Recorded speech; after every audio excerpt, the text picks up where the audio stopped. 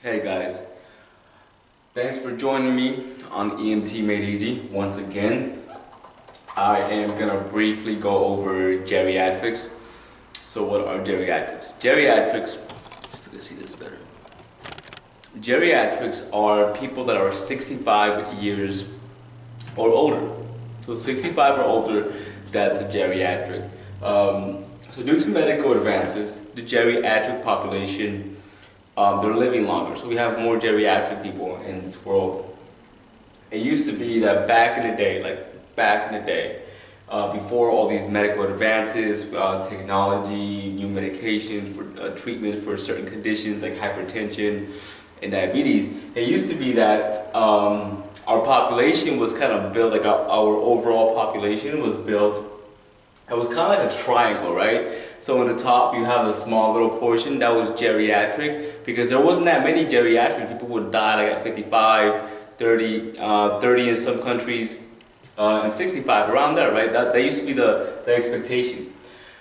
Well, and then you had the middle-aged people, you know, the working people, the ones that can still work kind of, and then your pediatrics. They took up a bigger chunk of that triangle. Well, delta means change. Well, after the change, after changes, we started progressing with medical advances. People were living longer. Now that triangle is more like a square, like a awkwardly shaped square, to where this top portion of the triangle is actually expanded because now they're living longer, geriatrics. So as a result of all this, I'll put a result here, going down, we're starting to see people live with chronic illnesses. They have emphysema, COPD falls under emphysema, hypertension, diabetes, Alzheimer's, and CHF. These are all things that we need to be aware of. We should have a somewhat of an understanding of what drugs they are taking, or at least how the drugs that they are taking for these conditions affect the body overall. That's why this is so important. So I'm gonna go over a few of these conditions, and then the drugs that might be taken by these people and how it affects you and your assessment for these individuals. So geriatrics, 65 or older, medical advances have turned our triangle into a square, and as a result, we have people living with chronic illnesses now. It's also good to just point out that people are living with multiple chronic illnesses. You have a patient with hypertension, diabetes, CHF, hypertension, diabetes, Alzheimer's. So they're not just going to have one of these. A lot of your patients are going to have like 2 or 3 of these going on at the same time. So it's very important to at least have an idea of their medications and what they're taking and how it's going to affect your assessment of your patient. Hold up, drink it a little bit. Thirsty. Alright, so before we even get into the assessment, as you get older, your reactions or your reflexes aren't as keen, they're not as good. So as an EMT, when you are dealing with a geriatric patient, give him enough time to react. Don't be mean. If you ask a question and they're taking a long time to respond to you, let them finish. Don't cut them off. Don't finish the word for them or their sentence. That's just being rude. Take your time. Because when you get older, do you want somebody to be an a-hole to you? No. So just chill out. They're still human, all right? The reason I'm saying this is because I do see it a lot, and you shouldn't be like that. There's no reason for that. So let your patient respond. Give them time. Let them do their thing. Let them take in the information, process the information, and then respond to the information that you requested, okay? So besides that, your vital signs. So let's say your patient has hypertension. So if they have hypertension, you'll see that's HTN, it's elevated. Along with this, obviously you'll have CAD, so CAD, coronary artery disease. In case you're not sure what this is, coronary artery disease, let's go ahead and see that this right here is a vessel, right? So that's a vessel. Inside that vessel, because you haven't really taken care of yourself, it could be genetics, it could be anything, you have a whole bunch of, it's pretty much fat. like plaque built up inside the vessels of your body. It's a whole bunch of plaque built up inside, right? Well, this right here, the plaque built up is kind of like vasoconstricting yourself. Like it's vasoconstricting. It's constricting the vessels without really constricting, because the plaque that's built up, it's narrowing the circumference of the vessel. So hypertension will arise. So people with CAD will have hypertension. Blood pressure goes up because of the circumference being lowered. It's being brought down in your body. So these people will take what's called beta blockers. Beta blockers and also blood thinners. So people that have HT, and this is the big one, so I'm really going to hit on this one. The rest, they're still a big deal, but this is the one that you really have to watch out for. So people with high blood pressure, HTN, and coronary artery disease, CAD, they will be taking blood thinners.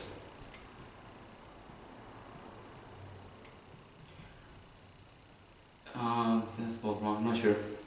And maybe even beta blockers. You usually see these two together, beta blockers, some sort of beta blocker. Alright, so how are these going to affect you? Well, let's say that your patient has CAD and they went into a heart attack because they have CAD, they have hypertension, their heart's not really working good. They might have CHF, also cardiac.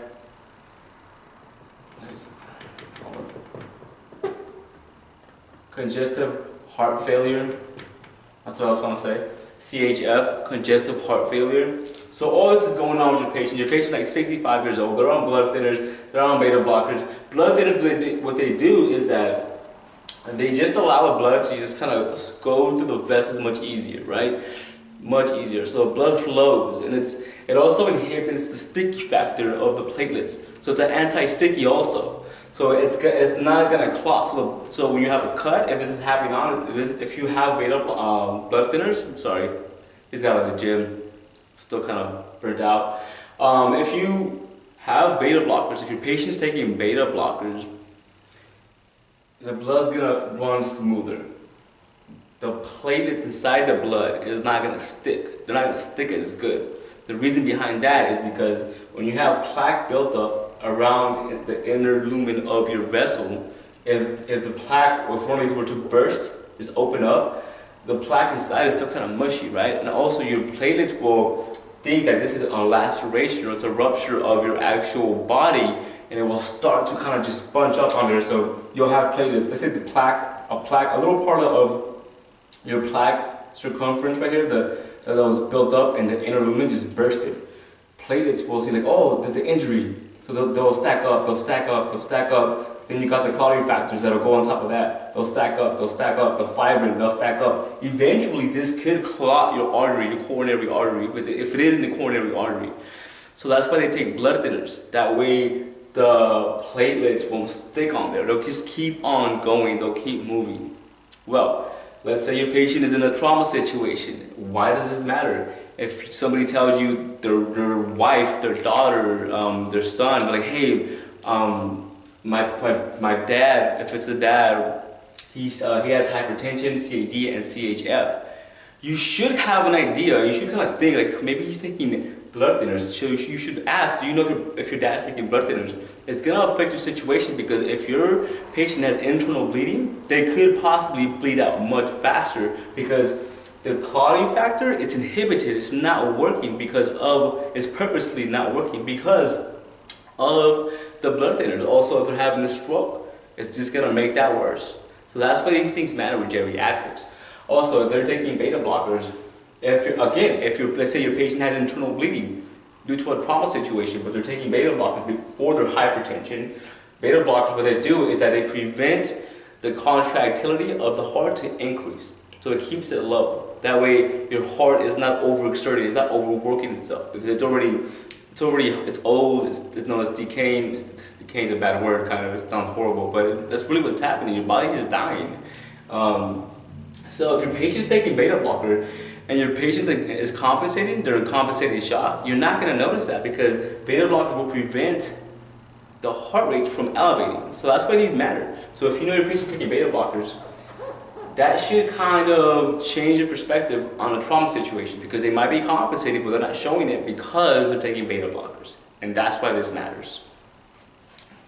Then let me see what else I can talk about. Alright, so on top of this, the skin is also more fragile, it's thinner, they don't heal as good. So when you're putting a patient, so the skin is thinner, so let's talk about the skin. The skin is going to be thinner. Yeah, why can't I write it? Thinner, but thinner. It doesn't sound good for me, I don't know why. So I'll put skin is thin. The skin is thin. Also on top of this, you have some people that have hunchbacks because we don't really have good posture overall, we just don't. So you might have a hunchback. And I'll get to why this is important right now. So let's say your patient was in a trauma situation. Grandma was in a car accident. You want a C-spine because your patient is unconscious and the mechanism of injury dictates that you should C-spine your patient. Right? Because you're not sure what happened, there is no communication because your patient is knocked out. So the general rule is that if you have no communication, but the MOI dictates to C-spine, you should C-spine. Well, something you should take into consideration is that a geriatric person is usually, their skin is much thinner, especially if they have a hunchback.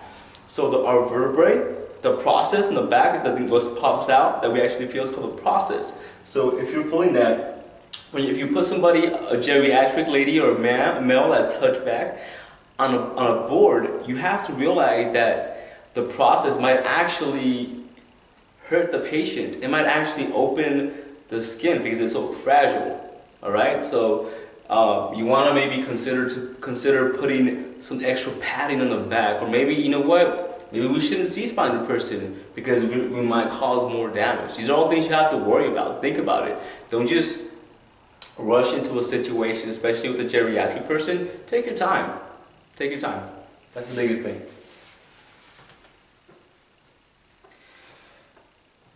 So as far as like how geriatrics fall in trauma situations, usually it's from a fall. So you might get that. You might come across that. Usually how would a geriatric person die if it's a trauma situation? It's due from a fall. They are infamous for breaking their hip bone, and they could bleed out. There's a lot going on in that region, that pelvic region, which could cause it to bleed out. If they open a hollow organ, sepsis could occur, just systemic wide bacteria that creates vasodilation. On top of that, so shingles. So let's say this is a person right here, right? So it's the head, it's the neck, these are the arms, legs. Alright, so there's this thing called shingles that you get. If you have chicken pox down the road, when you start getting into that geriatric phase, you can get shingles. Now, there's nothing you can do as an EMT, but it's good to recognize shingles and just know what it is, how it looks. It's very painful. So usually, you'll see shingles, it's like blisters, a whole bunch of blisters. You'll see that, and it'll be like on the thoracic region or abdominal region. And usually it will be on the side. Like you'll see it on the side, like a big belt of blisters, and it's really, really painful for the patient. Now, you're not gonna see it every single time on there. Sometimes you'll see it on the face, on the back, even on a leg, but usually it will show on the side. As an EMT, there's not much you can do, just supportive help, give them some help, give them some oxygen. But that's what it is, shingles. If a bunch of blisters, and do not pop those blisters. That is not good for you or your patient. You're not sure what the patient did when they were younger, right? What if they got a disease? Now you might have it, so they'll be popping blisters out in the field. As far as shortness of breath, so shortness of breath is very common with the geriatrics. You always see like grandma or grandpa walking in Disneyland with a little nasal cannula strapped up, carrying a little D tank, right, with O2. So what happens is that you'll see some people with emphysema. So they'll have emphysema, and this could be, again, it could be either from genetics, but most likely it's from chronic smoking or the environment. So if you're living in some city in China right now, like the ones that are really, really what do you call it, environmentally not friendly, I guess you would say. There's a whole bunch of smoke everywhere. What happens is that from breathing in bad air constantly, this is right here is supposed to be an alveoli, by the way. So within your alveoli sac, there's walls, right? There's more walls. So a whole bunch of little tunnels. But what happens is that those little tunnels that are inside your alveoli, the tunnels, that surface area creates, it allows for gas exchange, right? So every single one of these little walls within the alveoli allows for gas exchange to come into your bloodstream, right? Because there's capillaries that are surrounding, there's capillaries, right? These are capillaries, the purple ones. The purple things are capillaries that are surrounding your alveoli, and then gas exchange occurs. Well, over time, from just being in a bad environment, a lot of smoke coming in, smoking a lot, it could be genetics too. These walls will disappear, right? They'll disappear. They'll just start breaking down. They'll start breaking down, the walls. Not the capillaries, but the walls inside your alveoli. Well, if the walls break down, now there is less surface area for gas exchange to occur between the capillaries and the alveoli to exchange that O2 and CO2. And that is what emphysema is, the breakdown of those walls. On top of that, it makes the alveoli less plummy, so it starts to sag. And so let's do this. Let's say this. The alveoli is a grape. You don't take care of that grape. Instead of, let's say you get the grape. Instead of putting it in your refrigerator and taking care of it because you want to eat it later on, you let it sit in the sun. It's going to turn into a raisin, right? Because you don't take care of it. Same concept with your alveoli. If you don't put it in a refrigerator, you don't take care of it, keep it out of the environments that are bad, it will sag and the walls inside will decay and less gas exchange will occur.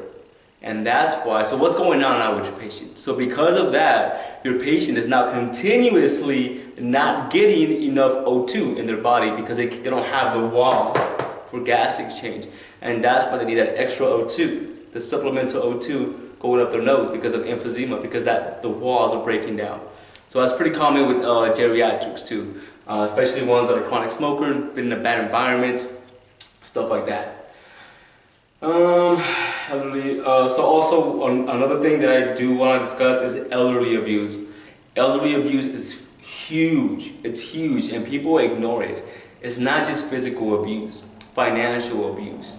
If you feel like something is not right when you get to a certain home, anywhere, whether it's with a relative or just at a convalescent home, there's no harm in reporting anything. There really isn't, because guess what? If you think something's going on, you report it like, hey, it didn't look right, like make an official report, and somebody did actually go in and investigate it, and nothing's going on, guess what? It's not a big deal because nothing was going on, right? You just made their day bad, bro. Maybe, that's probably it. But if something is going on, there's an investigation. You may have saved that person. I mean, maybe they're not killing them, they're not hurting them that bad, but at least you'll give them a little bit of freedom if they are being abused somehow, whether it's financially, physically, mentally. Get them out of that environment, put them in a happier environment. As far as geriatrics, there's not much more to say. There's not a big difference from geriatrics to just us. Just they're living longer, so you do have some medical conditions that you have to be aware of, the medications, skin breaking down. Also, one thing that I did not mention is that an injury for a geriatric may be more harmful than it would be for anybody of middle age. And I'm going to explain why. So let's pretend that this right here is a hot stove, right? So there's a hot stove right here. It's just go along with this. And it's on, it's been on for an hour, and I touch it like, I take off my hand, right? Because my reflexes are pretty good. So I put my hand on there and I take it off real quick. It burns. As opposed to if I was a geriatric, you know, now it's me like 40 years down the road, my reflexes aren't as good, my reactions aren't as good, my touch, my feeling, the sensation is not as good because it's all going away. It's what happens. And I put my hand on that stove because I don't learn my lesson, and it's gonna take some time for that pain sensation to travel to my brain and me to react. So instead of going, it's hot, I'm gonna be like, you guys follow me? So that's why a certain trauma situation, certain environmental situation may actually be worse for a geriatric than a middle-aged person, given that the scenario is the exact same. I think I got that point across pretty well.